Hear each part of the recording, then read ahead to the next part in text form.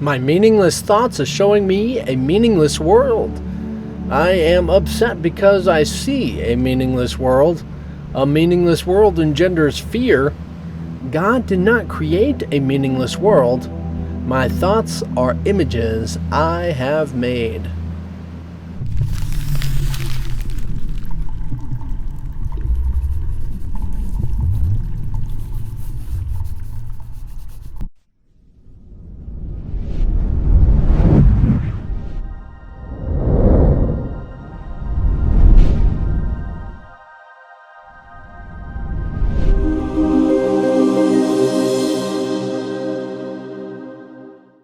Hopefully you start to recognize the main point within this review lesson, looking back at those same lessons, and that there is a distinct difference between, say, our thoughts and God's thoughts, our real thoughts. So in the sense of discovering the real thought or what we are in the mind of God, we can see a whole new world, a whole different landscape of what we think of as reality. And that's a pretty phenomenal statement. I mean, as we've discussed about there being a whole nother world beyond this one we think we see, is about essentially what the spiritual universe is. So remember that this is kind of a detaching. This is all about a detaching from your insistence that this is your reality and that this is all that is real and that this is who I am and so on. And all these lessons are taking different aspects, different variations, and really just disconnecting from this to be our reality so that we can actually start to have that experience of what it refers to as reality. Say that mind of God and that recognition of that unified spiritual essence of the universe. So it is a whole different experience than what this one is, and that you don't have to maintain this unless you find value in it. Now, I still find value in this world.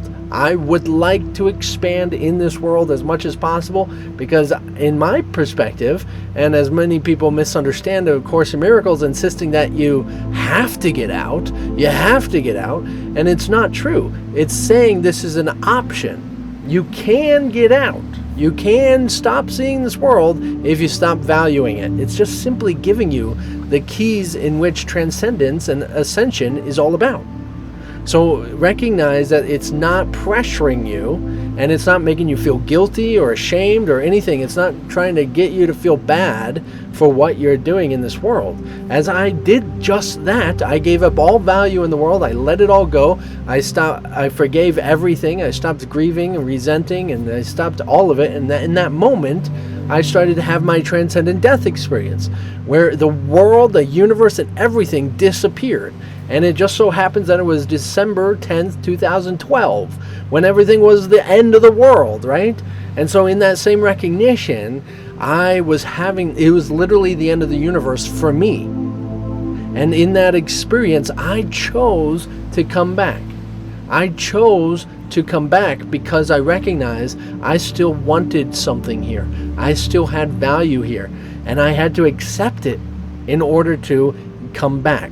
So I've described it in many different fashions, but in that sense of I resented and the fact that my message would not be conveyed about what I saw, as well as I wouldn't have the family that I saw. And so I felt that. Yes, I felt that. And I instantly snapped back here and came back into the physical world and came back building up resentments and grievances and keeping a nice little comfortable level being here in this world. So it's not about, like A Course in Miracles, yes, you can have a happier life, but you're going to have resentments and grievances if you're going to be in life at all. If you don't have resentments and grievances, if you don't have any upsets, if you don't find any value in this world or anything that's keeping you attached to like any of those, then you won't be here.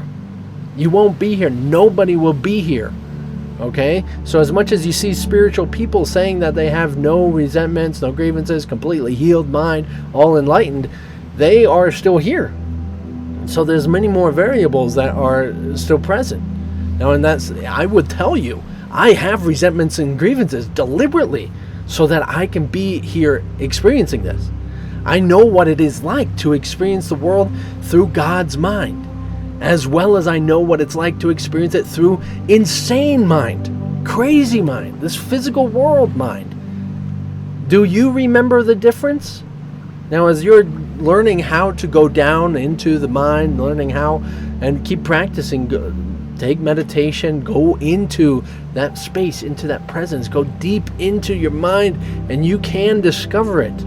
Now, of course, it's so obvious that it's hard to discover. We like to think that there's so many different variables and objects and things and places and people and energy and all this different constructs that make it seem like, oh, either you are aware of it or not. And it's really not true. It's everything. It is always there. And so once you recognize essentially what it's not, you recognize what it is. Now, it's tricky because, as I say, it's everything, it's everywhere. It's a little bit of a misunderstanding because you like to think that it is what it's not.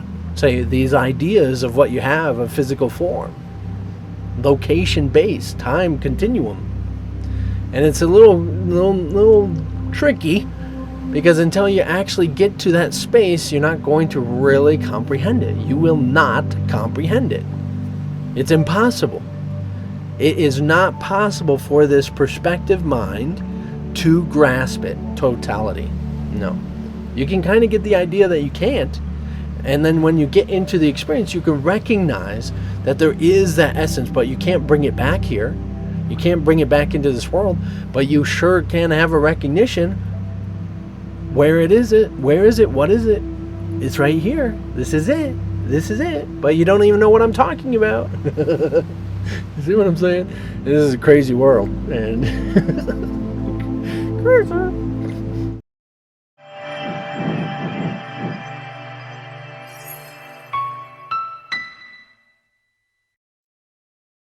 So the big aspect of what this is about is that you will see an insane world as you see your insane mind.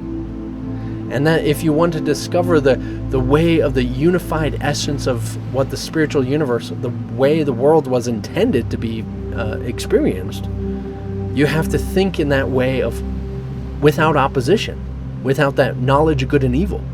You have to recognize it all as the same. And in thinking in that same way of what is all the same, you then have nothing that is good or nothing that is bad in your mind. And it is all just love. And therefore you experience the universe as just love. And you literally see it differently. You won't see it physical, that's one thing.